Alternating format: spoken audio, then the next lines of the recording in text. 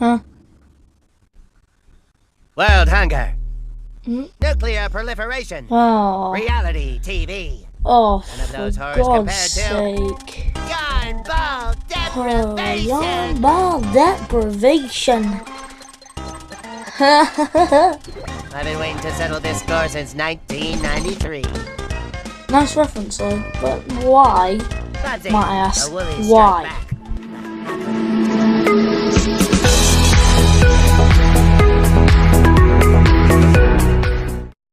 So I would like an explanation to what this is.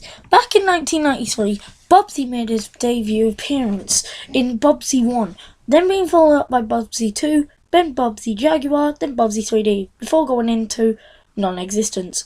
Now in 2017, years after his demise, he's back on the PlayStation 4 and PC with Bubsy the Woolies Strike Back. Accolade returns to bring to us this nightmare of a game that many people were hyping up to be the worst in the series. Being headed by the Black Forest Games studio, Bubsy the Woolly Strike Back plot makes no sense, and neither does this review so far. So, do you understand what's going on in this clip? Do you? Do you? Because I barely understand it. To me, it makes barely any sense. All that's happened is, according to one of the trailers, the golden ball got jacked up by those damn Woolies. The Woolly Strike Back name is a parody of Star Wars. And yes, it's not a funny one. It doesn't even make sense. Anywho, you play as Bubsy, the Bobcat, who has to travel for about 14 levels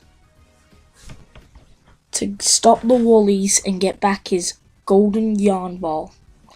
The plot is bad, and I'm not even going to hold back. It is not as good as what the other games had.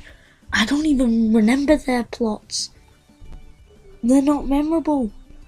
But this one's so memorable because it's just bad. Those probably had some good plots. I know that Bubsy 3D didn't, but the first three better have. Oh jeez. This time, for control-wise, Bubsy actually controls better than he did before. Actually, instead of going super fast like he did in the original games, or going super slow and stiff like in Bubsy 3D, he actually found a good balance between them.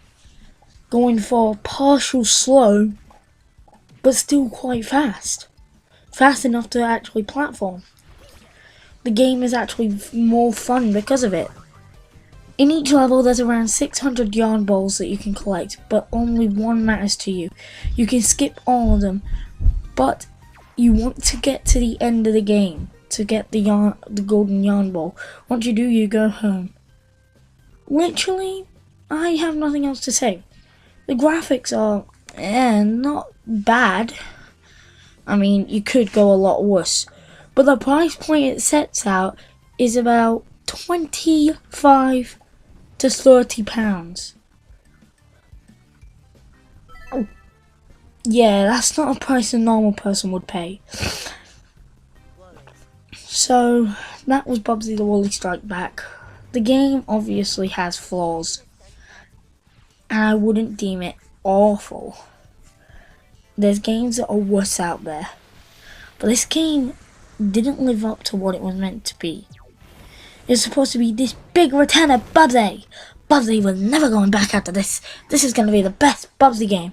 Funnily enough, even though it is poor, it's the best in the series. You can buy a bundle on Steam where you can get the first two games of Bubsy the Woolly Strike Back for about 30 to 35 bucks. I don't remember which. But this game I actually recommend. Not because it's so bad that you'd have to laugh at it, or because it's good. It's because if we get more games kinda like this for Bubsy, just developing on the formula and making it better, we could have a good franchise on our hands. But Bubsy the Woolly Strike Back gets a 5. Mediocre. Bubsy is back. And he's not going away anytime soon. I've been waiting to settle this score since 1993. Bubsy, the Woolies strike back by accolade.